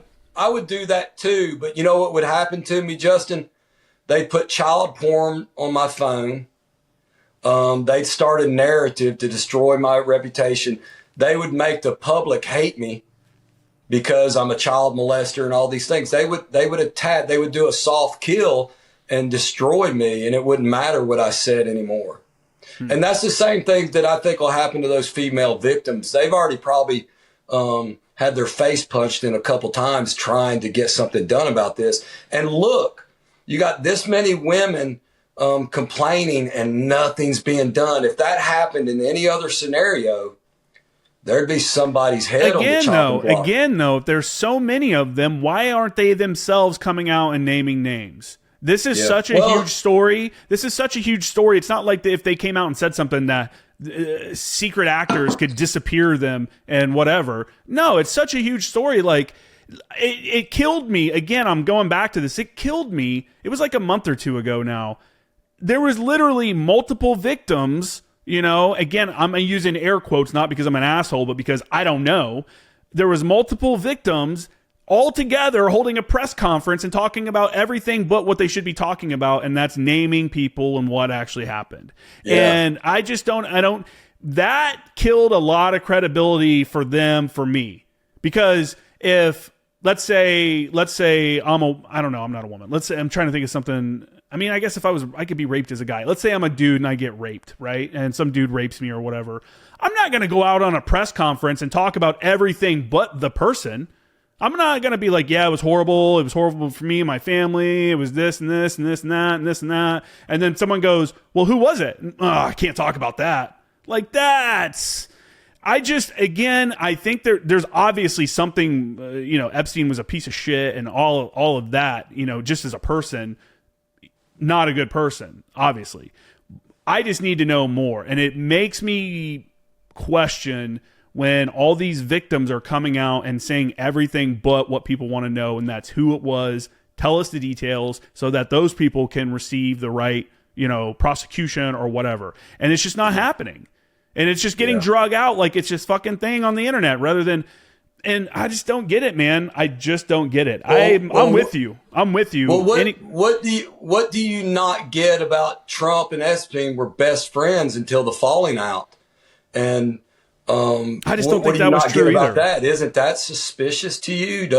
I don't think that was. I don't think that was true though. Oh, it's yeah. I'd have to. Admittedly, there's probably a shit ton of stuff that involves this that I'm not aware of, but I know that they were familiar with each other, and I know also, from my understanding, Epstein said in his own word on an interview before he died that they were great friends for 10 years. Maybe in a real estate deal, Trump fucked him in a real estate deal and they parted ways. And that's when supposedly somebody reported him and he started getting in trouble for this. See, I thought it was that there was a falling out and he banned him from his club at Mar-a-Lago because that's the cover up. If you dig deeper, you can hear him in his own words. If you search for it, you can find Epstein in his own words. You got to go just below that legacy media coverage and go a little deeper, and you can find enough. Look, if they had half the evidence against you or me that they have against the people that are involved with Epstein, look, how does Epstein, that billionaire that funded Epstein and gave him the biggest house in Manhattan, that was his house or whatever, why ain't we talking to him instead of the victims? Why ain't we finding out, why did you give him carte blanche to your billions of dollars? Like, what was going on with the guy that owns, Victoria's Secret, other than, well, he must have liked little kids too, and blackmail is a real thing. Yeah. People are willing to do anything to not be exposed. And so these powerful people don't want to get exposed and they're willing to kill or do anything. I've worked for billionaires. Billionaires don't take no for an answer. They do whatever the fuck they want. They don't follow the laws that me and you follow. They do whatever the fuck they want. And if you tell them no, they'll push you out of the way, hire and find somebody that'll say yes. That's how billionaires roll. It's a whole different world. People don't want to admit it. They don't like it, but it's real. Billionaires, privileged people, don't follow the rules that they make us follow. And that's just a fact. Yeah. I could get if I'm rich enough, I can get a private plane, fill it full of drugs and hookers, and fly in and out of this country as much as I want, and nobody will ever check anything. They don't get checked. I can't carry a pair of nail clippers onto a plane because of 9/11, which was a false flag. 12 Afghanis or 12 Saudi Arabia. Come on, okay. Dude. Building 7. Everything that we've talked about, you're saying is not everything could be a conspiracy theory. Building 7. Tell me how Building 7 fell at free fall speed. Bro, I don't know, man. That's something I haven't looked at in a long time. Then we should move on because Building 7 is a steel structure building that wasn't even hit by the airplane. It was barely on fire and it collapsed at free fall speed. Didn't that one have a bunch of debris? It was left out. It was left out of the 9/11 report because they couldn't explain it. Oh, I don't know. I don't think it was a false flag. I think that's ridiculous. Yeah, we don't have to agree on that. But you show me in the history of the world a steel structure that collapsed under a fire, and that's only happened 3 times in the history of steel structure. Are you talking about the World Trade Center towers by themselves? Or are you talking The about only Building time 7? that has ever happened in the history of steel buildings was that day. There has never been a structure that caught on fire and collapsed on itself at free fall speed in the history of buildings except on that day. And one of them wasn't even hit by an airplane. All right. So yeah, if you watch Loose Change, it brings out a lot of key points about 9/11. Like, why would you leave the collapse of an entire building that used to be where Mayor Giuliani's office was? Why would that collapse? You know, why is it that 8 years earlier, the FBI helped a guy build a bomb they put in the basement, it blew up, but it didn't knock the building down? And it's public record that the FBI helped build that bomb. So, you know, yeah, people can believe whatever they want to, but we have a megalomaniac government that you know, thinks things like COVID and all that's just their job to do things like that, to control population or anything else. Yeah. I think it's called taking the red pill instead of the blue pill, is waking up to what's really going on. And it's not all a conspiracy theory. It's a malevolent side of our government that has grown so big and powerful that it's trying to kill another president. And when they didn't kill him and they got him to line up, you know, Charlie Kirk was the next voice in line that wasn't going to keep towing the line. And so they just got rid of him. That's what I think. Yeah. Yeah. We'll have to disagree on that. Yeah, we should. We should probably talk about I don't know, man. I just something. don't. I think I think you have too much faith in the ability of our government. There's too many morons, you know, at every level to let something like that go. And I just don't know. I don't know. I'm not saying everybody's involved. I'm saying the regular people in the FBI, just like the regular people when I was an Air Marshal. The regular people getting up and doing the job every day are good people. They're good Americans. There's a malevolent higher echelon, and it's a fact. You know, the CIA doesn't report to the president. They don't have to report to anybody. And so time and time again, you know, there's all these things that don't make sense. Did you believe this about the World Trade Center when you became an Air Marshal? Because that was after 9/11, right? Absolutely not. I had no idea that we would ever do something like that. But if you watch Loose Change, if you watch the original version of the documentary Loose Change, I'm pretty sure that video's been debunked. I mean, the problem with that is that you can provide stuff that says one thing, and then someone can provide something that says something else, and then it becomes, which source do you believe? Because I'm not a structural engineer. You're not a structural engineer. We're still taking our information from a third party. So then it becomes, how trustworthy is that third party? And I just think that I don't like your sources, man, for that. I know what fertilizer will do in an explosion. Me too, dude. I've been to Afghanistan. I've seen the IEDs, you know, So go back and look at the federal building in Oklahoma and tell me that a truck packed with fertilizer parked out on the street can dig that deep. For sure. And it wasn't on the street. I'm pretty sure it was parked in the parking garage. It was parked right in front of the building. I'd have to go. Again, that's been so long, I'd have to go back and look. But yeah, I thought it was in the parking garage. Yeah, there used to be a video online that they took off. You know, they're suppressing so many things. Who's they? You keep saying they. Who's they? Whoever's behind this. Whoever has the power. Whoever has the power to get the media to stop talking about something. So does anybody have that power? Oh Lord, man! I mean, no one's stopping us from talking. Even Google and Facebook suppress. I agree.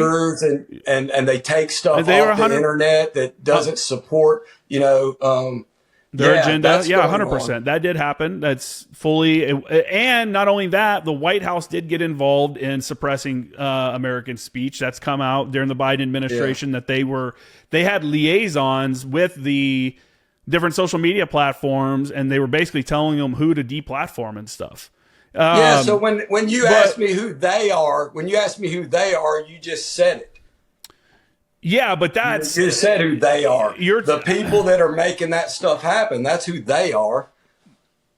But that they for that is not the same as the people that are like that would have approved like attacking our own country on 9/11. I mean, there's decades. What I'm saying is there's decades. I don't buy into it, man. I think, and mostly because our government is so incompetent. I've worked in the government. I know so many people at different levels that were. I mean, we talked about this earlier about me getting an officer in charge of me that doesn't know what the hell they're talking about. But you got to listen to the guy because he's in charge. If you think Dick Cheney was incompetent, if you think that group was incompetent, but he's not the guy that's running the whole thing. There has to be a team that puts these things into place that makes, and to pretend like that can't happen. Like, I don't know, man. It's just too much. It's like the thing when you talk about people saying that when people say that we haven't landed on the moon. I'm like, why would we not? Why would we lie about that? One, and two, how would you get thousands of people that would have to be involved to lie about it? Like, it's just not happening. Yeah. Yeah, well, I'm not saying that everything's a lie, and I'm not saying that everything's a cover-up, but I'm saying those things don't pass the common sense test for me, and so people can believe whatever they want to. Yeah, yeah. I enjoy just so we're clear. I'm enjoying this discussion. I'm not. Yeah. And I hope people. It's just It isn't where I thought we'd be going with this conversation, but I just don't like talking about it publicly. These are my personal views on things that are very controversial. And I used to drink the Kool-Aid. Like I volunteered to go back and participate in 9/11 in Iraq and Afghanistan and Africa and other places. You know, I volunteered to do that as a patriot. But that doesn't mean that what I'm saying now isn't right. Mm-hmm. You know, both of those things can exist. Yeah, you know, no, I agree. I can be ignorant to what's really going on. Look, you know, I did contracting for 15 years after my military service, and I know enough about some of the stuff we were doing that people wouldn't have been cool with. Yeah. And so there's a reason why you're not allowed to talk about things. And there's a reason why there's this cloak, you know, this culture that's created. But yeah, it's a touchy subject, and I don't have any faith. I think there's a real globalist agenda. And so an America that's well armed and united cannot be conquered. So for the last 30 years, I've watched that degrade down to we're a third world country. And I've spent a lot of time in third world countries working for the government and non-governmental. And America right now is a third world country.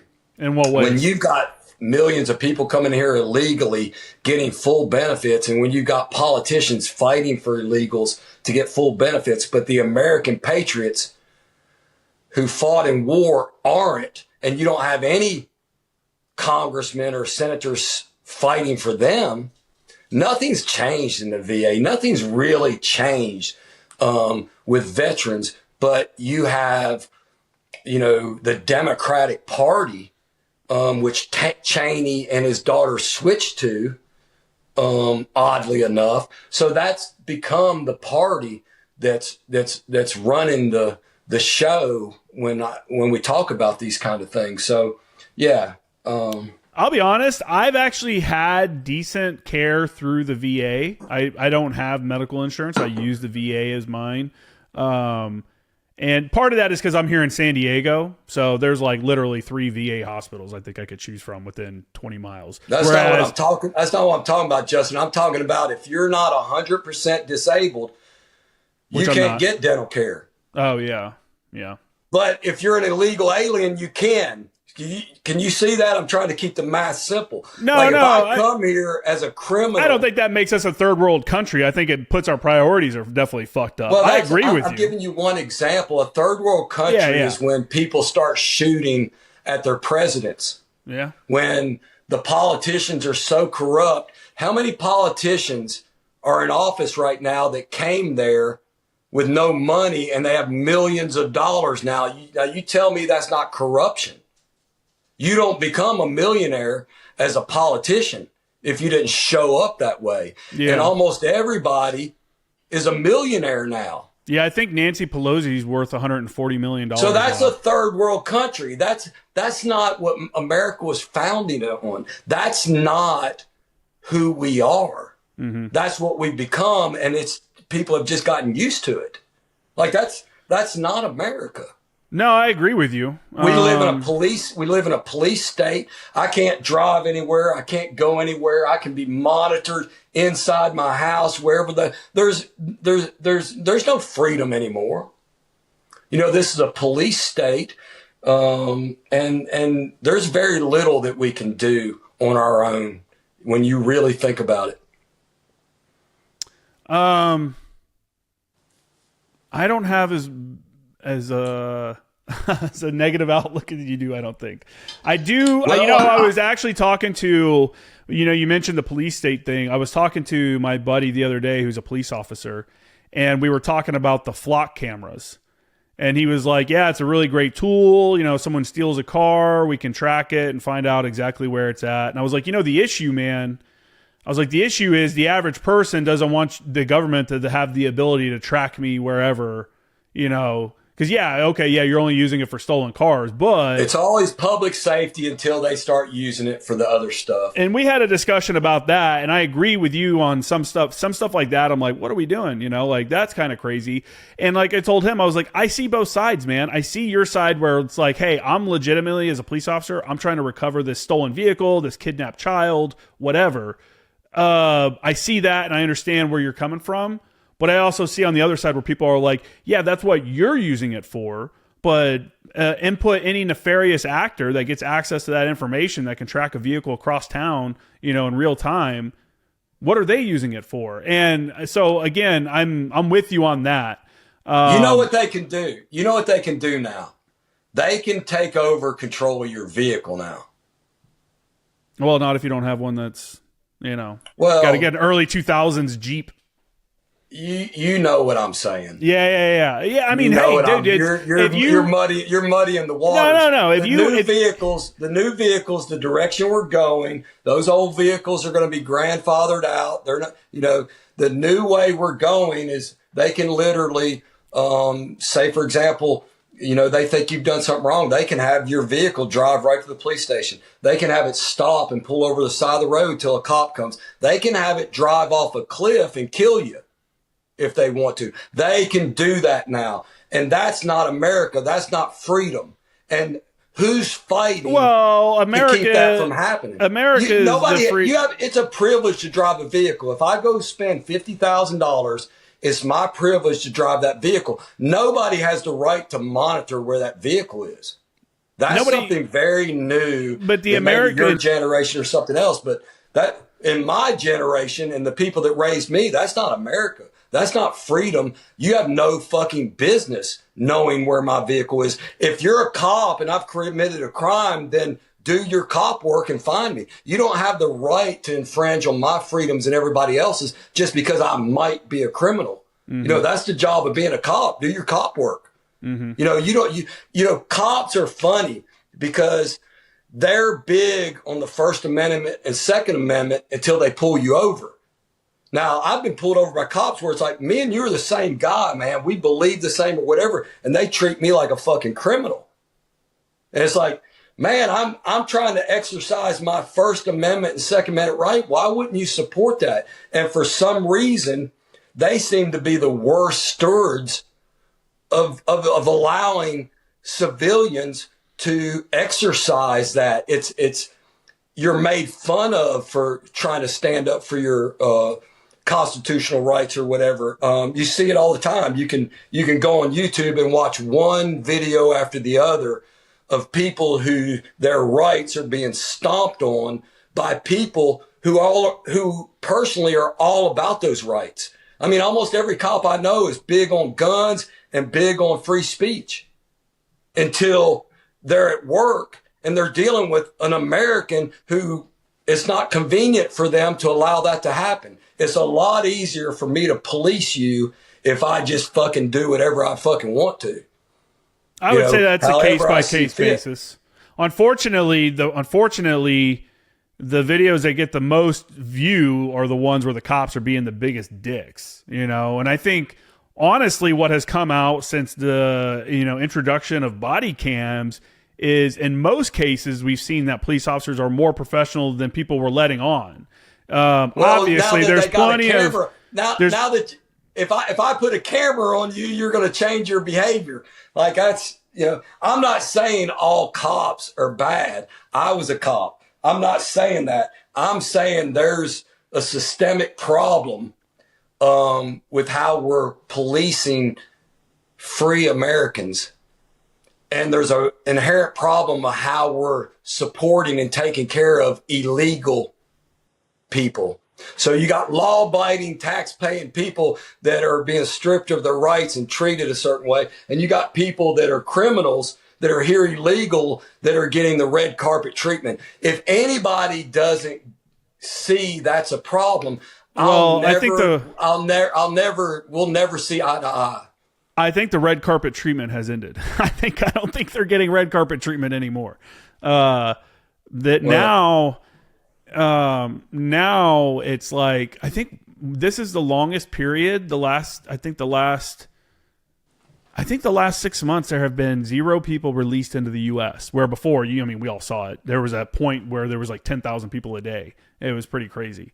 And I'm right here in San Diego, so literally probably 20 minutes, maybe 30 minutes from here at most. There's a gap in the border wall up by Alpine, and we had in 1 year under Biden, I think it was, I have to double check this number. It was either 25 or 50,000 illegal Chinese immigrants in just that one crossing. And I'm like, this is crazy. And there's video here of like the Border Patrol just dropping them off at the bus station. And then these like basically private drivers, like Chinese drivers coming and picking them up. And I'm like, what are we doing? And so on that front, I'm with you, man. I thought that whole thing was fucked. I was like, this is crazy. And the people that were arguing against it, I'm like,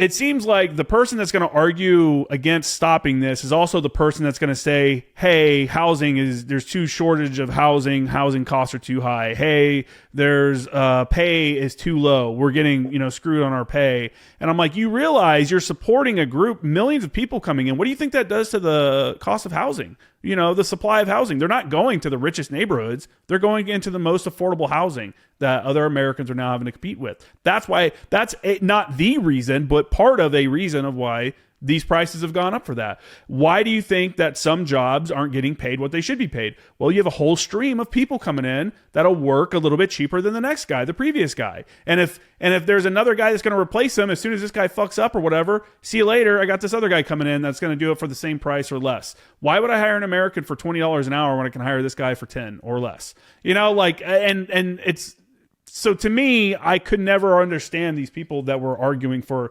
this just unfettered illegal immigration. And I'm fully of the belief that the U.S. needs immigrants, but we also need to have them. We also need to know who they are, and it has to be an orderly process. We should know who's coming in the country, and they should be a net benefit to the country. And to pretend like the millions and millions of people that came across in the last few years were both of those things is ridiculous. I'm with you on that. We can agree on that. So you're on my side of the page on that. Yeah. I think I'm on your side. I think I'm on your side for some things, but I'm also, man, I don't know. I'm not going to be definitive on most things because I don't understand most things. Like if I knew we were going to have a discussion about Epstein or whatever, I would have done like a deep dive so I could have spoken more intelligently about it. because I know Me wave too. top stuff. Yeah, I've dug into some I stuff, haven't but I know dug wave. in a while. So I think at the end of the day, on that subject specifically, what it comes down to is I think if there's any perpetrators that are still out there, any predators that are flying around out there and doing their own thing, then the victims need to come out and name them. You don't wait on the court or the governments to do it. Come out, name them, shame them. There's a million TV shows that would love to have you on. You'd be the highest rated TV show of all time if you came on and just started naming stuff. If you're not going to do that, then how can we help you? There's no way we can help you if you're not willing to come out and name stuff. That's how I feel on that. If the people that they're going to name control the Department of Justice, why would they? Again, the American public will see. You're not going to be so blind to that. If we saw someone that comes out and today they go, hey, I was a victim, here is my list of people that I know for sure were part of this, and this is what they did, and they list all that stuff out, the government can't just come swoop them up the next day and be like, well, you're going to jail. The one girl that did that committed suicide. Yeah, she did. So and maybe those other girls don't want to commit suicide. I don't. Well, her family has come out. Her family has come out and said that she committed suicide. And also with her story, if you go back, the lawyer that she had when she first came out with this story, her story has changed multiple times as well. So that's something people don't want to talk about because it's a victim. But go back and look at her story over the last decade. Her story has changed multiple times as well. And that was part of the reason why she kind of pulled away from the whole of wanting to be involved in it, was because some of the stuff she said at the beginning was lies. And that may be true. Again, I'm not saying that there's no victims here. No, that may be true. There may be a few lies in some of those victims. That may be true, but I can't dismiss all the other evidence against Pam Bondi and everybody else. Yeah, for sure. All this list, all these videos, all this stuff's going to come out. I agree. Even Trump said it was going to come out. And then when it was time to do it, there's nothing to see here, man. It's like, I'm not that fucking stupid. Part of the problem is there's so many fucking stories out there dude, I've heard everything from Trump's directly involved and this and this and this. And then I've also heard, oh yeah, he was actually working as a fucking, like, not undercover, FBI, an informant. Yeah, he was working as an informant. I've heard everything in between. And again, the problem with this, until we get the actual information from people that were directly involved, all of this is third party. We're not getting anything that's not. It's all third party information. Well, not all of it, but a lot of it. We're not going to get anything because the people are too powerful, and we're not going to get anything. Was that prince over in England or whatever that's been denounced and whatever over all this? He's no longer part of the royal family now. Right. So why? So if there's nothing to all this, then why did that happen to him? I'm not saying that there's nothing to it. I just don't think it's. I don't think it's I don't know. That's the problem, and that's part of the problem is because they're not releasing more information. Well, I know what it. I raised kids, and I know what teenagers, how they act when they lie, and people are predictable if you pay attention. And I watched. I was a big supporter of Trump, and I changed because my loyalty isn't to him. My loyalty is to America and making America a great place. And he's had an opportunity to do that. And the only reason I can think of that he wouldn't release everything to satisfy what the people want is because his hands are dirty. And it doesn't matter if it was a coworker at work or if it's the president of the United States or some guy over here. A person that acts like that is acting guilty.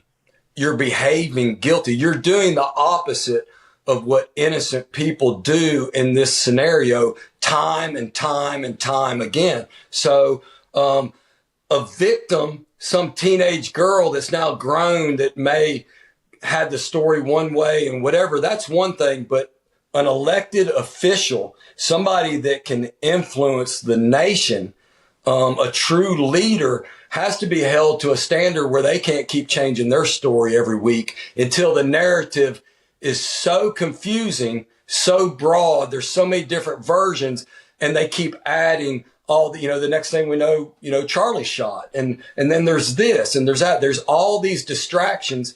But almost instantly, Charlie Kirk was told not to talk about Epstein anymore. Everybody, they reached out to a lot of those podcasters, called some people personally. The news quit talking about Epstein. You had to go on podcasts to hear anything about him anymore. Yeah, that's a cover up to me. That's, if there's nothing to hide, then let's do it. We're all not a bunch of idiots. And so they're not going to do that. And, that's all the proof I need. Yeah. Yeah. Again, it's crazy. The whole situation's crazy. So, well, dude, we're at almost 2 hours. So yeah, I had no idea we were going to spend this much time on them, because I really not that interested in talking about any of that. But, I'm going to have to put a preface at the beginning, be like, about halfway through, we take a little detour down the government lane. Yeah, no, it's cool, man. Hey, again, I like hearing everybody's kind of opinion on it, because I'll probably go back and research some of this stuff, because I don't know. I don't know the answers to some of the questions, because like most people, I have my own life that I'm dealing with and everything else that I can't keep up with all of it.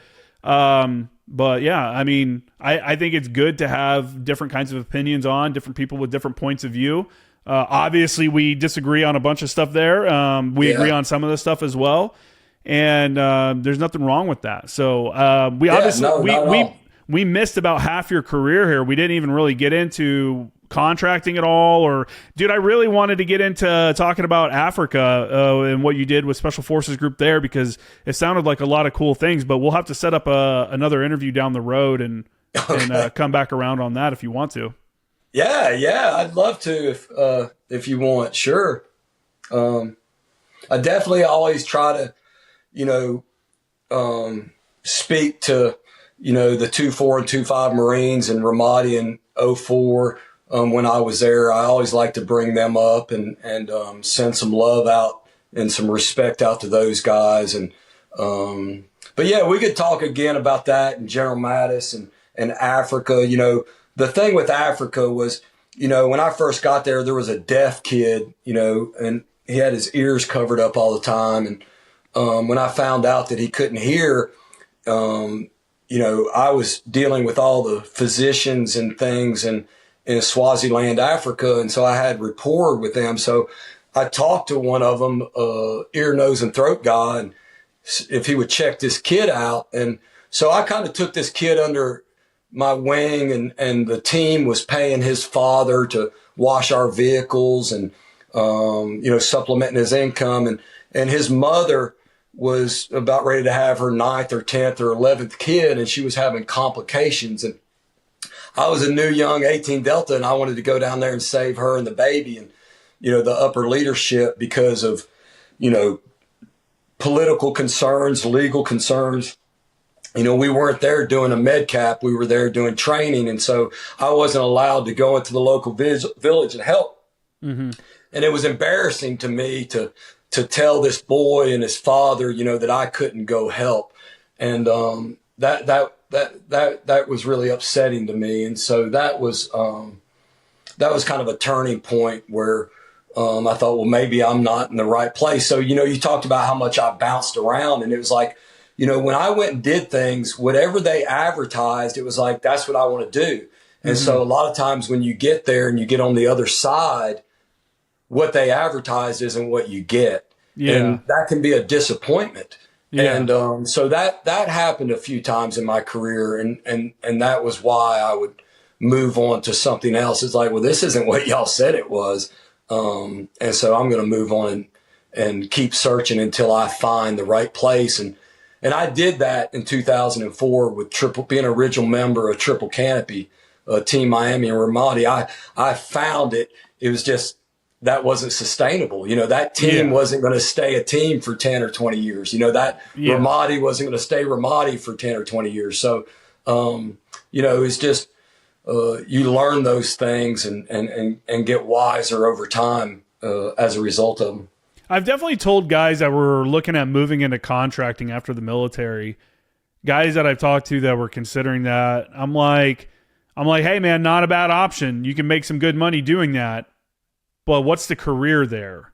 You know, like how long are those contracts going to last? How long? I'm like, that's cool if you want to do it. And you can speak on this, but I like to tell people like, man, maybe 2 or 3 years, save yourself up a good nest egg, and then come back and use your GI Bill benefits and go to school and do something else, because contracting is contracting. That contract can end at any time, and then that's what? Right. You know, and then you got to, that's not, I thought of, dude, when I got out of the Marines, I was a JTAC evaluator. I was getting hit up for contracts, for overseas contracts, for a bunch of stuff. And I'm like, man, you know, like one of my reasons of getting out is I want to spend more time with my kid. You know, I can't be going and doing contracting. Like the money is awesome, but it's like, what's the end state here? You know, because I was planning on going to college. I'm like, well, am I going to put that off for 4 more years? Oh, I think I lost him. Well, I think I might have just lost him. If that's the case, it is what it is. So make sure to check out my website, jkramergraphics.com. My Instagram is Former Action Guys, Former Action News.